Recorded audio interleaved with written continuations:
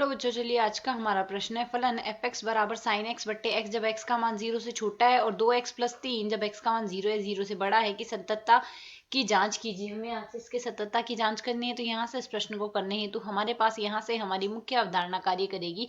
यदि हमें यहाँ से सततता की जांच करनी हो तो कोई भी फलन हमारे पास एफ एक्स एक्स बराबर ए पर एफ एक्स एक्स बराबर ए पर सतत है, एक्स बराबर ए पर सतत है यदि हमारे पास x बराबर a पर इसकी जो बाईं सीमा है एल एच एल बराबर आ जाए दाईं सीमा के बराबर आ जाए, एल एच एल बराबर आएगा आर एच एल बराबर आएगा एफ जीरो के, अर्थात एफ एक्स का मान जब जीरो के ए के बराबर एफ ए के बराबर आएगा, अर्थात x का मान जब a के बराबर होगा तो उस स्थिति में हमारे पास एफ ए लिखेंगे। तो यदि हम यहाँ से प्रश्न के अनुसार पहले यदि देखें तो यहाँ से साइन एक्स बट्टे एक्स एक परिभाषित फलन है, 2x प्लस 3 एक परिभाषित फलन है, x बराबर 0 पर मान परिवर्तित हो रहा है जैसा कि x लेस देन 0 और x greater than equals to 0। तो मान हम यहाँ से जांच करेंगे केवल 0 पर। तो f0 का यदि मान देखेंगे तो f0 का मान द्वितीय स्थिति में आएगा, तो जब x का मान 0 होगा तो 2 गुणा 0 प्लस 3 में प्रतिस्थापित करेंगे मान आ जाएगा हमारे पास 3 के बराबर। f0 का मान निकाल लिया। अब हम यहाँ से बाईं सीमा और देख लेते हैं, x बराबर 0 पर, x बराबर 0 पर ही जांच कर रहे हैं हम यहाँ से। तो x बराबर 0 पर बाईं सीमा हमारे पास क्या आएगी, लिमिट h का मान अग्रसर होगा 0 की ओर, f0 माइनस h लिखेंगे हम यहाँ से। तो जब f0 माइनस h लिखेंगे अर्थात 0 माइनस h 0 से थोड़ा छोटा है मान, जब 0 से मान छोटा होगा तो साइन हम इसमें प्रतिस्थापित करेंगे, साइन माइनस का h लिख देंगे, 0 माइनस h को बट्टे में आ जाएगा माइनस का h। तो यदि हम जब मान 0 की ओर रखते हैं तो हमारे पास यहाँ से इसका मान क्या आ जाएगा, हम जानते हैं साइन माइनस थीटा बराबर हमारे पास क्या लिखा जा सकता है, साइन माइनस थीटा बराबर होता है माइनस का साइन थीटा।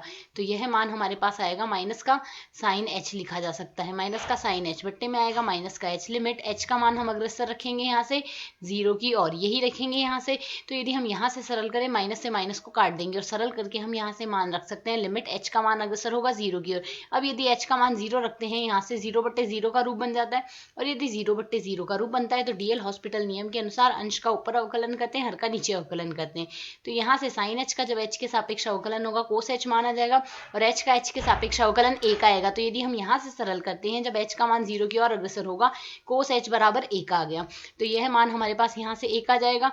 तो यदि हम यहाँ से देखें इसका मान 1 आ रहा है। अब यहाँ से जब हम देख सकते हैं यहाँ पर हमारे पास फलन की सीमा ही बाईं सीमा के बराबर आ रही नहीं आ रही, फलन की सीमा हमारे पास बाईं सीमा के बराबर नहीं आ रही, तो आगे हमें जांच करने की ही आवश्यकता नहीं है, यह फलन हमारे पास सतत ही नहीं होगा। किंतु यदि हम फिर भी यहाँ पर जांच करना चाहें तो हमारे पास मान क्या आ जाएगा, दाईं सीमा और देखेंगे तो आर एच एल बराबर क्या आएगा, लिमिट h का मान अग्रसर होगा 0 की ओर।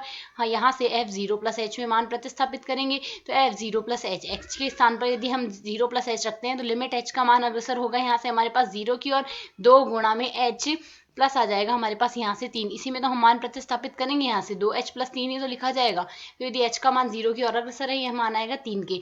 तो जैसा कि हम देख सकते हैं बाईं सीमा ना तो हमारे पास फलन की सीमा के बराबर है ना ही आर एच एल के बराबर है, ना ही बाईं सीमा हमारे पास फलन की सीमा अर्थात f0 के बराबर है। अतः यहाँ से x बराबर 0 पर फलन x बराबर 0 पर एफ एक्स असतत है, हमें यहाँ से यही जांच करना था। आशा है समझ आया। धन्यवाद।